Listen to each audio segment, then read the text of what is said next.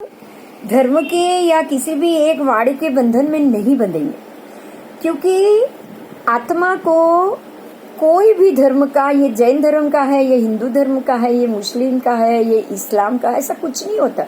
आत्मा आत्मा होता है, वो एक दर्पण है, वो एक साफ है, वो एक तत्व है, वो कोई धर्म का नहीं होता। तो कोई भी अच्छा श्लोक, कोई भी अच्छी बात जिससे हम आत्मा को डिफेंड कर सके, जिससे हम सच्चा रास्ता ढूंढ सके, हम उन सभी बातों को समझने की कोशिश जरूर करें। तो ये जो श्लोक है, पुनरपि जन्मम पुनरपि मरणम पुनरपि जननी जठरे शयनम, ये श्लोक हमें क्या समझाता है? माँ के गर्भ में बार बार जन्म लेना, बार बार मरना, जन्म लेने के बाद बार बार मरना, मरने के बाद फिर से माँ के गर्भ में आके ठहरना कुछ महीने तक, कुछ समय तक। तो ये जो क्रिया है, वो क्रिया जिस भी जीव लेना नहीं चाहता, जो जीव ये क्रिया को भोगना नहीं चाहता, या वो बार बार जन्म और मरण करने से तंग आ चुका है, वो एक दिन ये सोचता है, उसका मन इस तरफ जाता है कि ऐसा क्या करूं, ये मुझे बार बार, ये मुझे नहीं चाहिए, मुझे इस संसार के सुख अच्छे नहीं लगते हैं, वैसे ही मुझे इस संसार के दुख भी अच्छे नहीं लगते। जिस दिन उसे ये समझ में आ जाए ना, उसके दिमाग में एक ही चीज आता है कि मुझे इस बार बार जन्म और मरण के चक्कर से बाहर आना है। वो परेशान हो जाता है, तब ये सोचता है कि मुझे ये चक्कर से बाहर आना है। हम लोगों ने भी आज तक कितने जन्मों में, कई जन्मों में ये चीज सोची होगी, उसके पीछे कार्य किए होंगे, उसके पीछे लग गए होंगे, बहुत से महात्माओं को, गुरु भगवंतों को ये पूछा होगा। ऐसा भी हो सकता है कि जब भगवान हो तब भी हम उनके आसपास भी रुके हुए हो, हम उनके आसपास घूमे हो, हमने उनकी सारी बातें सुनी हो, मानी भी हो, लेकिन फिर भी ऐसा क्या हुआ जिसको हम इम्प्लीमेंट नहीं कर पाए? ऐसी क्या बात थी जो हमारे दिमाग में क्लिक नहीं हुई, या जो समझना था वो समझे ही नहीं? ऐसा तो नहीं कि हमने कार्य नहीं किया होगा, कार्य तो हमने बहुत किया होगा। क्योंकि आज अगर आप ये चीज अध्यात्म को सुन रहे हैं, तो एक बात समझ लो कि ये आपके पूर्व जन्मों का ही फल है। मैं कितने लोगों को मैसेज भेजती हूँ आपको पता है?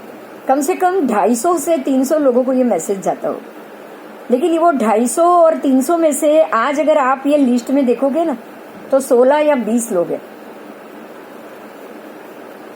क्यों? पता है क्यों? पता है क्यों? क्योंकि जो व्यक्ति आत्मा के अधिक चला गया, आत्मा के अधिक का मतलब आत्मा के नजदीक, जो व्यक्ति, जो जीव आत्मा के अधिक चला गया है, आत्मा के अधीन हो चुका है, उसको ही आत्मा से मुक्ति, आत्मा को वापस नहीं जन्म लेना है, मुझे यहाँ वापस नहीं आना, ये सब बात समझ में आएगी। बाकी कोई दिमाग में ये बात ही नहीं बैठेगी, उसका मन ही नहीं करेगा कि मैं इस बातों को सुन। इसके लिए अध्यात्म शब्द, देखो आज हम अध्यात्म की व्याख्या कर रहे हैं। अध्यात्म की संधि छोड़ो, अधि आत्मा, जो आत्मा के अधीन हो चुका है, जो आत्मा के नजदीक जा चुका है, उसको ही अध्यात्म कहा जाता है। और ऐसा आत्मा आध्यात्मिक हो चुका है। एक ऐसा आत्मा जो अधीन हो चुका है, वो आत्मा के आगे आत्मा तक वो पहुंच चुका है। ऐसी अध्यात्म की बातें या ऐसा आध्यात्मिक बनना हर किसी के बस की बात नहीं होती। आगे पिछले बहुत से ऐसे जन्म होंगे जहां से हमने ये थोड़ी थोड़ी चीज इकट्ठा की होगी, जो आज आपको आत्मा की बातें समझ में भी आ रही, नहीं तो समझ में भी नहीं आती। सच बात है ये। इन चीजों को या इन बातों को समझना उतना सरल नहीं होता, बहुत मुश्किल होता है। तो इस आत्मा के अधीन जाना, आत्मा की बातों को समझना, उसको सुनना, ये ऐसा समझो कि ये आपका कर्म जाग गया कि आप ये कर्म करो, तभी हम सब मिलके ये काम कर रहे हैं।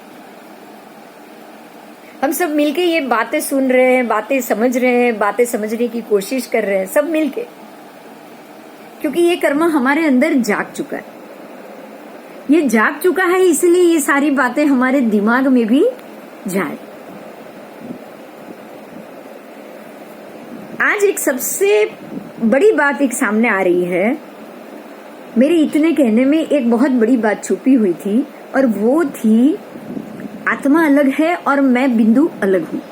ऐसे ही आप सब सोचोगे, जैसे प्रवीण भाई ये सोचेंगे मेरा अंदर का आत्मा अलग है और मेरा नाम प्रवीण भाई अलग है। मैं ये सोचूंगी आत्मा अलग है और ये मेरा बिंदु का शरीर या बिंदु की व्यक्तित्वता, उसकी पर्सनालिटी अलग है। आज हम ये सोचेंगे, और ये सोचने के बाद क्यों पता है क्यों? क्योंकि आत्मा ने तो एक शरीर छोड़ दिया, वापस ये जन्म लिया। अब पिछले जन्म में उसका नाम कुछ और होगा, उसकी पर्सनालिटी कुछ और होगी, उसके कर्म कुछ उसने और बनाए होंगे। वो शरीर जल गया, अब वापस बिंदु के रूप में अगर उसने जन्म लिया है तो बिंदु के रूप में वो और पर्सनालिटी बनाएगी, अपने और कर्मों को भोगेगी। और यहां से निकलने के बाद मान लो कि अभी इसी समय मेरी मृत्यु हो गई, मान लो, सोच लो, मैं ऐसा हुआ नहीं है लेकिन मानना है, मानने में कोई गलती नहीं। मान लो कि अभी अगर मुझे कुछ हो गया और मेरे शरीर में से आत्मा बाहर निकल गया, तो आप क्या सोचोगे कि भाई ये बिंदु जिसके शरीर में कुछ था, कोई आत्मा तत्व था, वो इसके शरीर से बाहर निकल गया, वो आप सोचोगे। लेकिन मेरा आत्मा क्या सोचेगा पता है? मेरा आत्मा मेरे शरीर से बाहर निकल के मेरे शरीर को देखेगा, वो एक बार मेरे शरीर को देखेगा और देखकर ये सोचेगा कि ये बिंदु का शरीर पड़ा, और उसके आसपास जो भी लोग बैठे हैं वो उसके फैमिली मेंबर है। बस ना वो रोएगा, ना वो कुछ सोचेगा, ना कुछ उसको तकलीफ होगी, ना उसको दर्द होगा, दुख होगा, उसको कुछ नहीं होगा। क्यों पता है? क्योंकि उसको तो पता है कि अब मुझे नया जन्म लेना है। वो तो ये सोचेगा कि अच्छा हुआ मैं इस शरीर से मुक्त हो गया, अब मैं नया जन्म लूंगा और नए सिरे से फिर से शुरू करूंगा। आज ये सिचुएशन को, इसी सिचुएशन को बिंदु मरने के बाद सोचेगी, जब होगा तब होगा, लेकिन बिंदु जिंदा रहते हुए भी इस सिचुएशन को सोच सकती है और देख सकती है। आज हम सब इस सिचुएशन को सोचेंगे भी और देखेंगे। आप सब ये सोचो, जिंदा रहते हुए सोचो ना, हम जिंदा रह के भी तो ये सोच सकते हैं ना कि मेरा शरीर, जैसे हमने पहले बोला ना, मैं शरीर नहीं हूं, मैं मन भी नहीं। तो आप क्या हुए? अगर मैं ये शरीर नहीं, मैं ये मन नहीं, इसका मतलब मैं आत्मा हूं। तो ये शरीर अलग हुआ ना, ये किसी और का हुआ, तो शरीर बिंदु का हुआ, हो गया। अब आत्मा क्या दिखेगा? आत्मा क्या दिखेगा? आत्मा दिखेगा जब बाहर निकल रहा है ना, वो डेड बॉडी से आत्मा बाहर निकला है, वो सोच रहा है ये बिंदु थी, बिंदु मर चुकी है, मैं इसका साक्षी हूं। बोलो, इस भाव, इस चीज का साक्षी कौन है? क्या आप हो या आसपास बैठी हुई व्यक्ति है? नहीं है, कोई नहीं, कोई नहीं जानता, लेकिन आत्मा खुद जानता है। देखो, एक बात समझना है, इस सिचुएशन में आत्मा को पता है कि मैं इसके शरीर में था और यहां से मैं बाहर निकल गया हूं।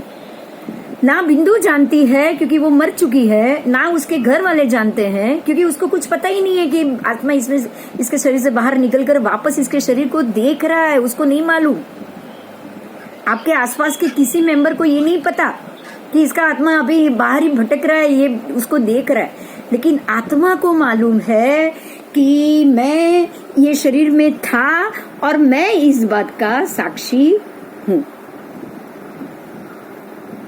ये साक्षी भाव हुआ। साक्षी भाव क्या हुआ कि जब दो व्यक्ति की पूरी गतिविधि तीसरी व्यक्ति जान पाए, उसको पता हो कि ये दोनों व्यक्ति के बीच में क्या क्या गठन हुआ। आत्मा को पता है कि ये दोनों शरीर, ये बिंदु और ये इसका शरीर, इसकी आत्मा और इसका शरीर कितने साल तक साथ रहा। तो जितने साल वो जी उतने साल तक वो दोनों साथ थे। इसका साक्षी कौन है? सिर्फ आपका आत्मा। आज मेरे अंदर, आज मैं जिंदा हूं तो मेरे अंदर जो भी सिचुएशन है,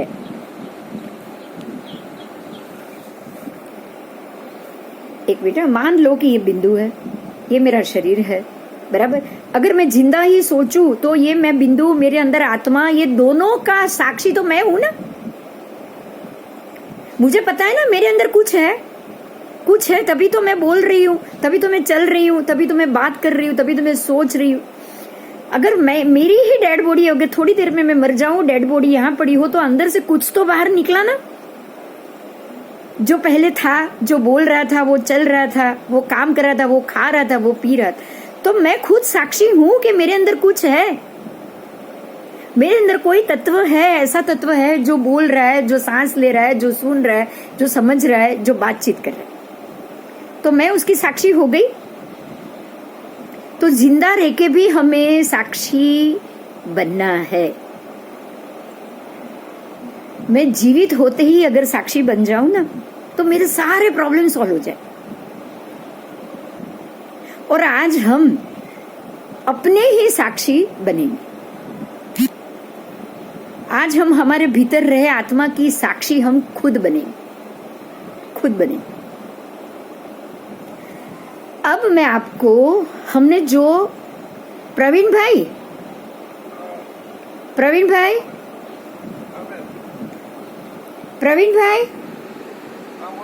હા રેકોર્ડિંગ ચાલુ નથી, રેકોર્ડિંગ કરી લો. હા ના કોઈ વાંધો નહીં, પણ હવે મારું ચાલુ થઈ જ ગયું છે હવે, કે બધાને રાહ નથી જોવાની. મારું બોલવાનું ચાલુ છે, પછી આપણે જ્યારે સ્ટાર્ટ કરીએ ને ત્યારે બંધ કરી દઈશું વિન્ડો.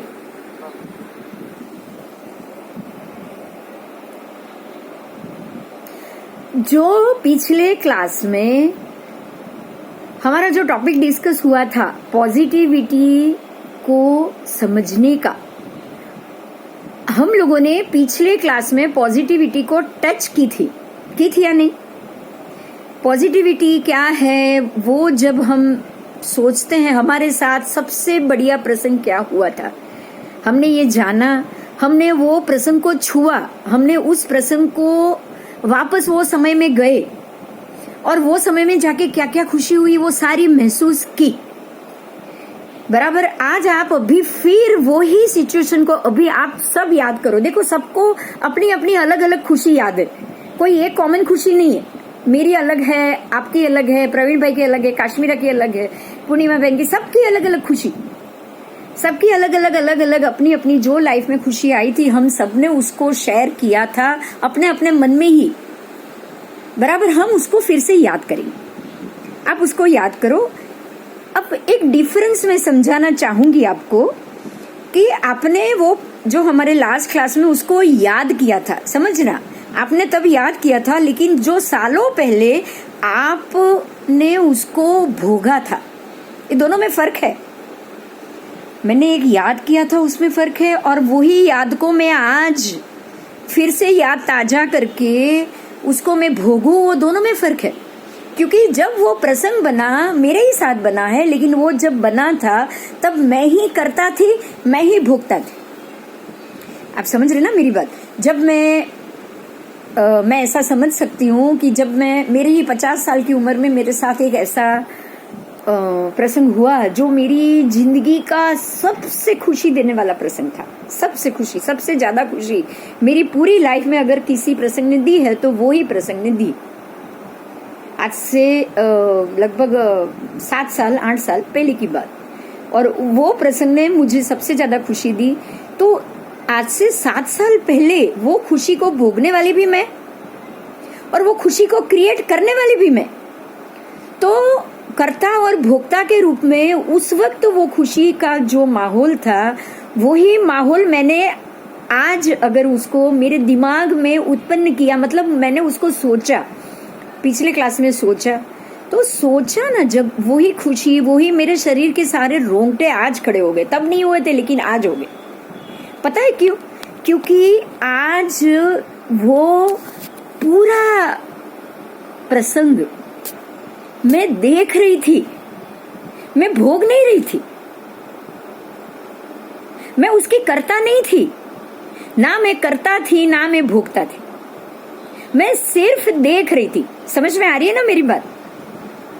जो प्रसंग 50 साल की उम्र में मैंने भोगा, मैंने क्रिएट किया, उसकी कर्ता भी मैं, उसकी भोगता भी मैं, वही प्रसंग अगर मैंने परसों याद किया तो याद करने के वक्त ना मैं भोगता हूं ना मैं उसकी करता हूं।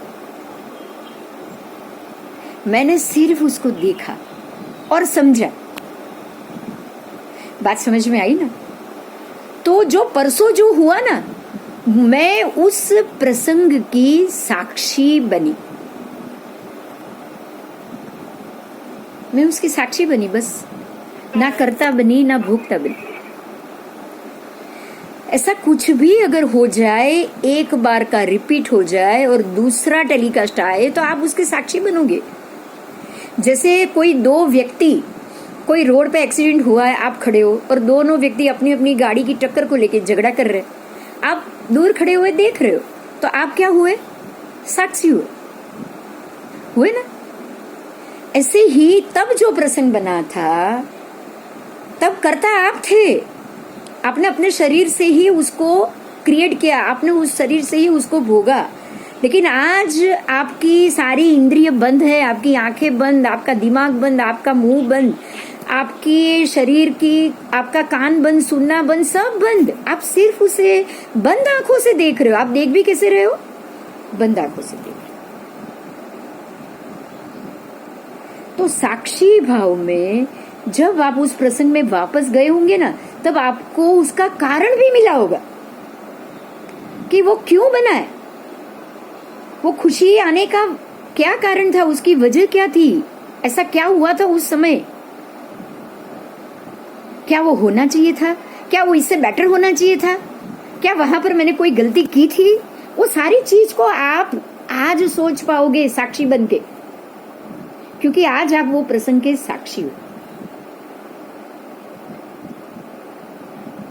अगर मैं कोई पिक्चर देखकर आऊं, समझो एक बात को, मैं जब पिक्चर देखने बैठी हूं तो पिक्चर को मैं देख रही हूं, मैं भोग रही हूं, मैं भोगता हूं। लेकिन वो पिक्चर देखकर घर आऊं और घर आने के बाद घर वालों को मैं उसकी स्टोरी बताऊं, तब मैं वो पिक्चर की और जो जिसको बता रही वो दोनों के बीच में साक्षी हो गई, क्योंकि वहां जो कुछ भी चल रहा था वो सारा मैंने आके बता दिया। तो साक्षी भाव क्या होता है वो समझ में आ गया? साक्षी भाव ये होता है कि अगर कोई भी प्रसंग हो, वो प्रसंग से आपका कोई भी लेना देना ना हो, आप उससे अलग हो जाओ, आप उससे अलग खड़े हो, आप सिर्फ उसको देख रहे हो।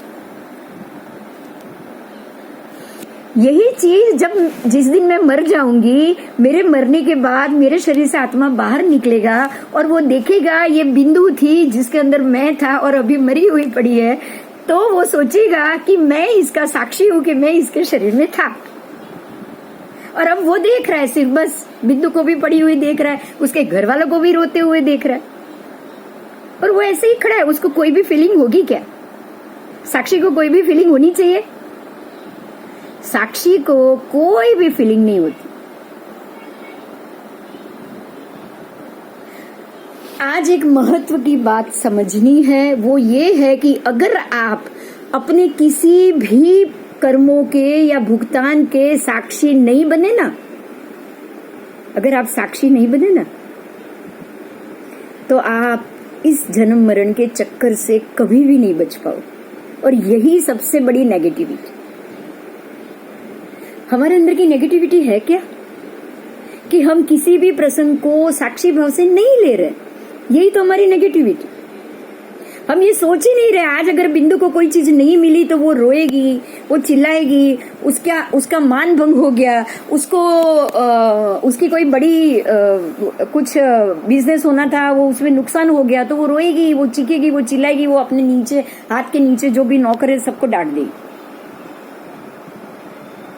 तो वो साक्षी तो बनी ही नहीं। वो क्या बनी?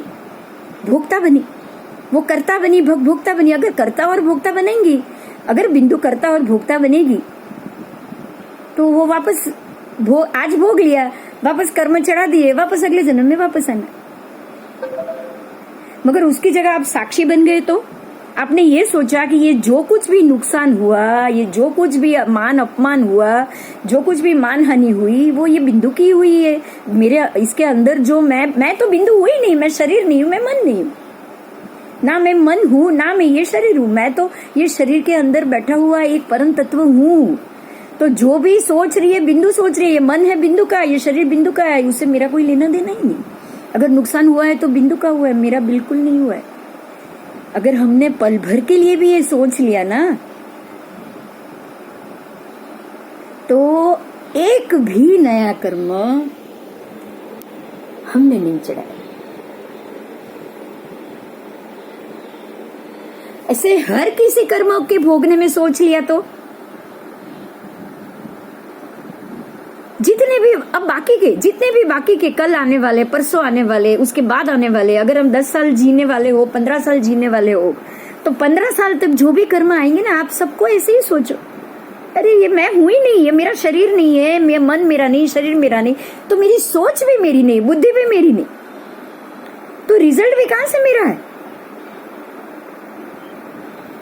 आपको जिंदा रहते ही साक्षी बनना है, आपको जीवित रह के साक्षी बनना है बस। मरने के बाद अगर आपका आत्मा साक्षी बना तो वो दूसरा जन्म लेगा ही लेगा, लेकिन जिंदा रहते हुए अगर मेरा आत्मा मेरा साक्षी बन गया ना, तो मुझे नए जन्म मरण नहीं मिलेंगे। देखो इतना बड़ा फर्क है, बहुत बड़ा फर्क।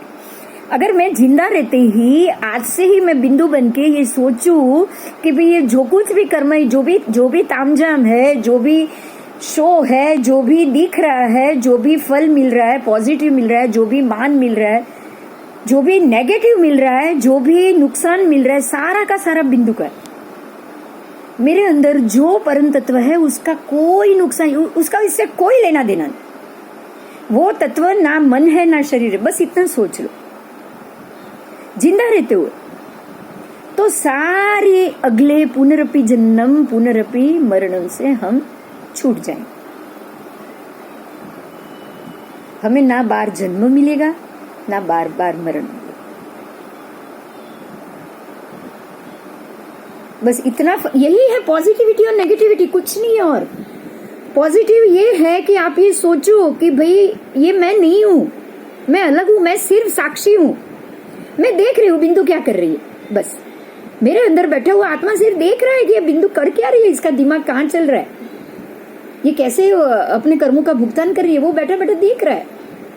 अगर आपने इतना सोच लिया और जो भी नए कर्म आए उसको उसमें आप विचलित नहीं हुए, ना आप रोए, ना चिखे, ना चिल्लाए, ना रोए, ना आपने कुछ भी किया, अगर आपने ऐसा कर लिया ना, और शांति से सब होके आने दो, नेगेटिव आया आने दो, नुकसान आया आने दो,